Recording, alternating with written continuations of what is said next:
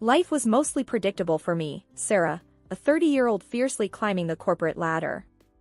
From my college days to the boardroom meetings, I had it all planned out. But the plot twist in my well-structured life script? Marrying Alex and forming an unexpected alliance with his mother, Linda. Alex and I met in the least romantic of places, the university library. I was buried in finance books, he was wrestling with computer science. Our eyes met over a pile of textbooks, and the rest, as they say, is history. We were two college kids, juggling classes and dreams, but together, we were invincible. Alex was the calm to my storm, the laughter to my seriousness. Our friend Brian, a pal from college days, played a big part in our lives too. He was the one who vouched for Alex, getting him a job as an IT guy at his firm. Brian and his wife, Rachel, were like the couple version of that cozy, familiar cafe you love, always welcoming, always a good time. Then came Linda, Alex's mom. I'd heard the horror stories, the meddling, the judging. But Linda? She was different. Warmth radiated from her like the sun on a chilly morning. She welcomed me not just into her family but into her heart. Sarah, you're exactly what Alex needs. A strong, smart woman. He's a lucky man, Linda would say, her eyes twinkling with sincerity. And somehow, her words made me feel not just accepted, but cherished. Our relationship was a dance of mutual respect and affection. Even on my busiest days, I'd make time to call her, just to check in. Hey, Linda, it's Sarah. How are you holding up?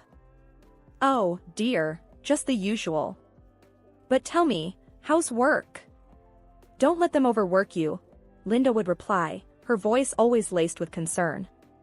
We'd chat about everything and nothing, from her legendary apple pie recipe to the latest office politics. Linda wasn't just my mother-in-law, she was a confidant, a friend. We were a trio bound by love, but even the strongest bonds can fray under the weight of unspoken truths and unmet expectations. And as the days rolled into nights, the cracks began to widen, setting the stage for a storm that was silently brewing on the horizon. The glow of my career cast a shadow over my personal life. With each promotion and business trip, the distance between Alex and me grew. Our home, once a sanctuary, started to feel more like a hotel for me, a place to crash between flights. One evening, I returned from a grueling 2-week trip. The house greeted me with a cold silence, and a mess that seemed to scream neglect. Pizza boxes piled up like a monument to Alex's apathy, and the laundry basket overflowed, a testament to the widening gap in our relationship. Alex, this is ridiculous. It looks like a dump here. I snapped, my frustration boiling over as I surveyed the chaos. He looked up from his computer, his eyes barely registering my presence. Hey, Sarah. Chill. Yeah, it's just a bit of mess. No big deal. No big deal? I work my butt off, and you can't even manage to keep the house clean? Is that asking too much? My voice was sharp, the words slicing through the tense air. He shrugged, a dismissive gesture that fueled my anger. You know I'm not Mr. Clean. Why fuss about it? Why? Because I live here too, Alex. Because we're supposed to be a team. The words tumbled out, raw and unfiltered. The conversation, if you could call it that, ended with cold silence.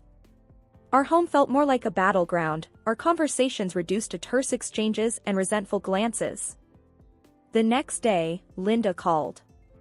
Her voice, usually so warm and comforting, carried a note of concern that made my heart sink. Sarah, dear, is everything all right? You sounded off yesterday. I sighed, the weight of the unspoken truths heavy on my chest. It's been tough, Linda. The house, Alex, everything seems to be falling apart. Linda was silent for a moment, then spoke with a firmness that was rare for her. Sarah, you're doing your best. But Alex needs to step up. You can't carry the load alone. Her words were a balm, a reminder that I wasn't in this turmoil alone. But they were also a stark reminder of the growing rift between Alex and me. That night, as I lay in bed, the moonlight casting a soft glow in the room, I couldn't shake the feeling of disquiet. The once comforting silence now felt oppressive, filled with the echoes of our failing relationship. "Alex, we need to talk. This can't go on," I whispered into the darkness. He turned to face me, his face a mask of indifference. "What's there to talk about, Sarah?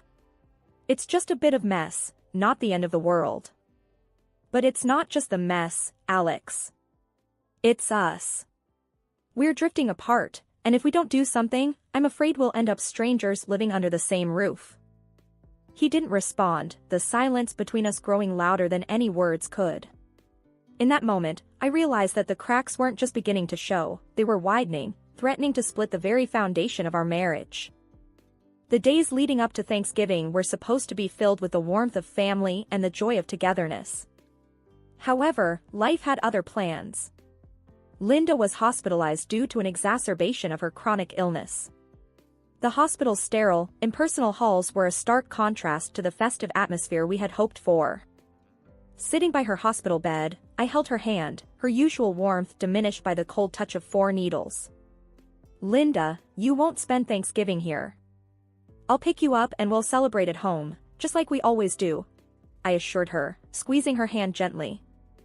She smiled weakly, a shadow of her usual vibrant self. "Thank you, dear. But what about your work? You're always so busy," she murmured, concern for me outweighing her own discomfort. "Don't worry about that, Linda. You're more important," I replied, though the weight of my responsibilities loomed large in my mind.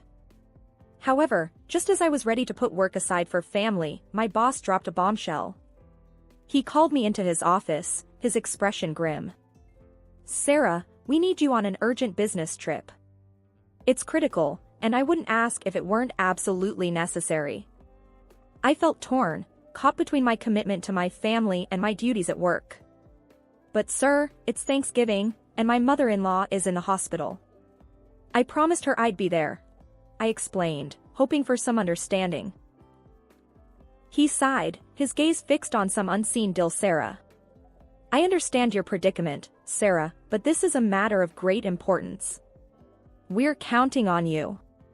The weight of my professional life was a burden I was accustomed to carrying, but it had never before felt so heavy. With a heavy heart, I turned to the one person I thought I could rely on. "Alex, I have to go on this trip. It's urgent. Can you please make sure your mom is taken care of? Pick her up from the hospital on Thanksgiving Day. She shouldn't be alone on the holiday," I pleaded, the worry evident in my voice. Alex, who had been more distant lately, seemed to understand the gravity of the situation. He nodded, a glimmer of the man I once knew shining through. "Of course, Sarah. I'll take care of Mom. You don't have to worry about a thing," he assured me, his voice steady and reassuring. Reluctantly, I packed my bags, my mind a chaotic mix of client meetings and concern for Linda.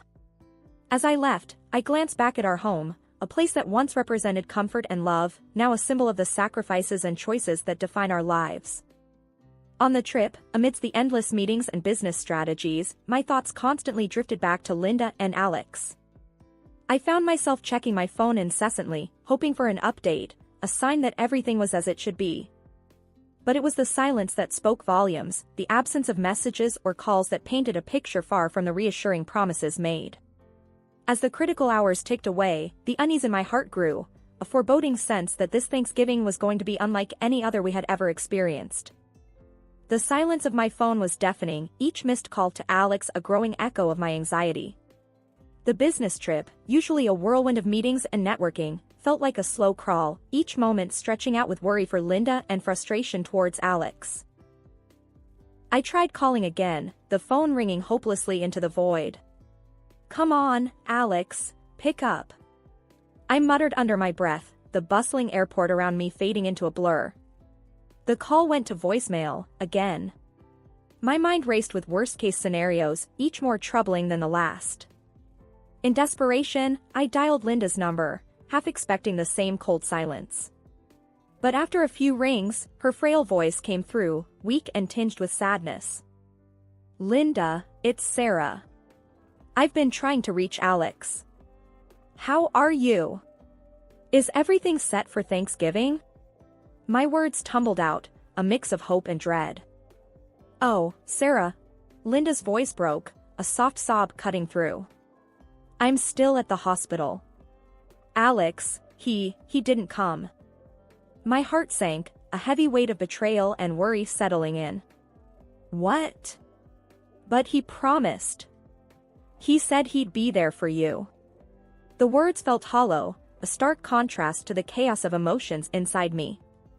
"I know, dear." I waited, but Linda's voice trailed off, the hurt unmistakable. Anger and concern battled within me. How could Alex do this? How could he leave his own mother alone in the hospital, especially on Thanksgiving? I knew I had to act, and fast. "Linda, I'm so sorry. I'm coming back right now. I'll sort this out, I promise." With a shaky hand, I dialed my boss, the urgency in my voice cutting through the formalities. "Sir, I need to go back. It's an emergency. My family needs me. I'm sorry, but I can't stay." To my relief, he understood. "Go, Sarah. Family is important. We'll manage here." The relief was short-lived, replaced by a sense of urgency. I rushed through the airport, each step fueled by a mix of worry for Linda and a growing anger towards Alex. As the plane took off, my mind raced with unanswered questions. Why didn't Alex pick up Linda? Where was he? And most importantly, what would I find when I got back? The flight felt like an eternity, each mile home a mix of dread and determination. I was going back, not just to salvage the remains of Thanksgiving, but to confront the unsettling truths that lay hidden behind Alex's unanswered calls. After the draining flight and the tense drive, the world seemed to slow down as Linda and I approached her house. I managed to pick her up from the hospital. The night was unusually quiet, the kind of quiet that feels heavy, loaded with unspoken truths waiting to burst forth. I glanced at Linda, her face etched with the pain of her son's betrayal. Her silent tears were a sharp reminder of the reality we were about to face. I reached for her hand, offering a silent promise of support, no matter what lay behind the closed door of her home. Pulling into the driveway, I hesitated for a moment before picking up my phone. It was time to confront Alex, to demand the truth that had been so carelessly twisted. I dialed his number, my heart pounding against my chest. After a few rings, Alex's voice came through, casual, unaware of the storm that was about to hit. "Hey, Sarah. What's up? Alex, where are you? And where's your mom?" My voice was steady, each word a carefully laid trap. There was a brief pause, and then, "Oh, Mom's right here. We're at her place, getting things ready for Thanksgiving, just like we planned." The lie was so blatant, so hurtful, that for a moment, I couldn't breathe. Linda, sitting beside me, let out a soft whimper, her heartbreak audible in the cramped space of the car. I ended the call and turned to Linda, her face a portrait of a mother's heart shattered by her own son's lies. "We're going to get to the bottom of this," I assured her, though my voice trembled with my own swirling emotions. Linda nodded, a silent warrior bracing for the battle ahead. We got out of the car and walked up to the front door. The familiarity of the place, once a symbol of family gatherings and joyous celebrations, now felt tainted, corrupted by the web of lies spun within its walls. Linda, with a hand that trembled ever so slightly, unlocked the door. We stepped inside, the dimly lit hallway leading us towards the faint sounds of conversation and laughter, a stark contrast to the somber mood that clung to us like a second skin. As we moved quietly towards the living room, the reality of the situation hit me like a physical blow. There, in a scene that seemed surreal in its normalcy, was Alex, sitting cozily next to Rachel, Brian's wife. The laughter, the intimacy of their posture, spoke volumes of the betrayal that had been hiding in plain sight. For a moment, time stood still. The air was thick with tension, the silence a stark prelude to the storm of emotions about to be unleashed.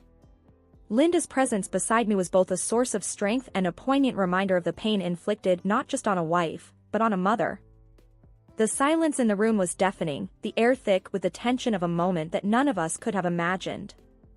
Alex and Rachel, caught in the act, looked like deer in headlights, their guilt written all over their faces. "What the hell is this, Alex?" My voice was a mix of rage and disbelief, my words cutting through the silence like a knife. Alex stuttered, his usual laid-back demeanor shattered by the gravity of the situation. "Sarah, it's not what it looks like. I can explain." "Explain? Explain how you could do this to your own mother? To me?" I shot back, the fury in my voice making my hands tremble. Linda stood silently, her eyes fixed on her son, the pain and betrayal in her gaze more piercing than any words could ever be. Rachel, her face pale and tear-streaked, finally found her voice. "Sarah, please, don't tell Brian. This was a mistake. A terrible mistake." "Mistake? You call this a mistake?" I couldn't contain the bitterness in my voice. "You both made choices, selfish, hurtful choices. And now, you want to sweep it all under the rug like it's nothing?" Alex tried to speak, to salvage what little he could from the wreckage of lies. "Sarah, please, let's talk about this. We can fix it." "Fix it? How, Alex?" "By pretending that your affair, your betrayal of everything we stood for, never happened?" The room felt smaller, the walls closing in with the weight of the truth now laid bare. Linda, who had been a silent witness to the unfolding drama, finally spoke, her voice a soft yet formidable force. "Alex, how could you? After everything, how could you do this to your family?" Alex's gaze dropped, unable to meet the eyes of the two women he had hurt the most. The room was filled with the sound of broken hearts and shattered trust, the aftermath of choices that could never be undone. Rachel, her composure crumbling, pleaded through her tears. "It was a mistake. I never meant to hurt anyone." "Mistakes are forgetting to pick up milk, Rachel, not having an affair with your friend's husband," I snapped, the rawness of my emotions leaving no room for sympathy. The confrontation was a whirlwind of anger, hurt, and disbelief, a storm that left no one untouched. Each word spoken was like a piece of the life we had known, falling away to reveal the harsh reality beneath. In the wake of the turmoil, the world seemed to stand still, the rhythm of life disrupted by the discordant notes of betrayal and loss. Linda and I found ourselves adrift in a sea of uncertainty, clinging to the fragile raft of our shared pain. The living room, once a hub of laughter and warmth, now felt like an echo chamber of our shattered dreams. Linda and I sat, a silent understanding between us, the weight of recent revelations heavy in the air. "Sarah, I just can't fathom it, how Alex could do this. And Brian, poor Brian." Linda's voice trailed off, the edges of her words frayed with sorrow and disbelief. I nodded, my heart heavy. "I know, Linda. It's like we've been living in a parallel universe, and now we've been thrust back into a harsh reality." The silence that followed was laden with unspoken thoughts and fears. The future, once a canvas of shared dreams and plans, now loomed before us, daunting and undefined. "Sarah, what are you going to do now?" Linda's question, soft and tentative, broke the stillness. I sighed, the weight of decision heavy on my shoulders. "I've been thinking about that a lot. Divorce seems like the only path forward. I can't. I won't stay tethered to a lie." Linda reached out, her hand a warm presence in the chill of our disillusionment. "I support you, whatever you decide. You're strong, Sarah. Stronger than you know." Her words were a balm to my weary soul, a reminder that even in the darkest times, we are never truly alone. The days that followed were a blur of activity, a flurry of paperwork and decisions that seemed to strip the color from the world. The word divorce echoed in the empty spaces of our home, a stark reminder of all that had been lost. Alex's attempts at reconciliation fell on deaf ears. His presence, once a source of comfort and joy, was now a specter of betrayal, a ghost haunting the corridors of my heart. Sarah, please. Can we not try to work through this? I'm sorry, more sorry than you can imagine, Alex pleaded, his words a desperate attempt to bridge the chasm his actions had created. Sorry doesn't undo what you did, Alex. It doesn't erase the pain, the lies. I need to find my way forward, and I can't do that with you, I replied, my voice a steady anchor in the storm of my emotions. The revelation of Alex and Rachel's affair sent shockwaves through our lives, but the fallout didn't end there. Brian, who had been a friend and ally, was blindsided by the betrayal. His decision was swift and final. Alex lost not only his wife but his job as well, the consequences of his actions leaving him isolated and exposed. Rachel, too, faced the harsh aftermath as Brian filed for divorce, the trust in their marriage irreparably broken. The garden was serene, a tranquil oasis where Linda and I sat, surrounded by the vivid tapestry of autumn. The air was crisp, carrying the scent of change, a reminder that even in life's coldest moments, warmth and beauty could still be found. Linda broke the silence, her voice thoughtful. You know, Sarah, life never stops surprising us. Just when we think we have it all figured out, it turns everything upside down. I smiled, feeling the truth in her words. It sure does. But somehow, it's in these upside-down moments that we really find our strength, don't you think?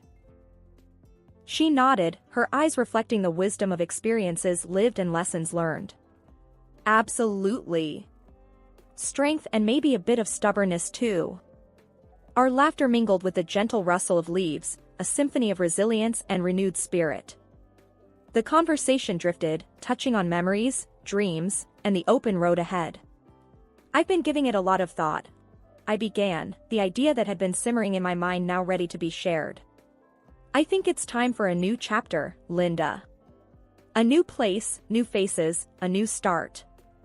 Linda's eyes widened slightly, a mix of surprise and understanding. A new place? That's a big step. But if anyone can make it work, it's you, Sarah. What's on your mind? Somewhere far from here. A place where the past doesn't linger around every corner. I want to rediscover myself, outside the shadows of what's happened, I said, the words painting a picture of hope and liberation. Linda reached for my hand, her touch a warm anchor in the sea of uncertainty. You'll always have a place here, Sarah. No distance can change that. And remember, I'm just a phone call away, day or night. I squeezed her hand, grateful beyond words. I know, Linda. And that means the world to me. But I feel like this is something I need to do. To prove to myself that I can start over, that I can build something new from the ground up. We all need that sometimes, a fresh start, Linda mused, her gaze following the flight of a lone bird across the sky. And while you're out there, building your new life, never forget how strong you are, Sarah. You've weathered a storm many couldn't, and you've come out stronger on the other side. The sun began its descent, painting the sky in shades of orange and pink. The garden, a riot of colors and life, stood as a testament to new beginnings and the resilience of nature. As the day faded into evening, the garden became a silhouette against the twilight sky. Linda and I sat in comfortable silence, two souls connected by shared experiences and an unbreakable bond.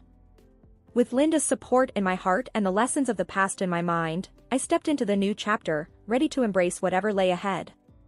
The journey wasn't about forgetting or leaving behind, it was about moving forward, carrying the wisdom of experience as a beacon in the journey towards a new horizon.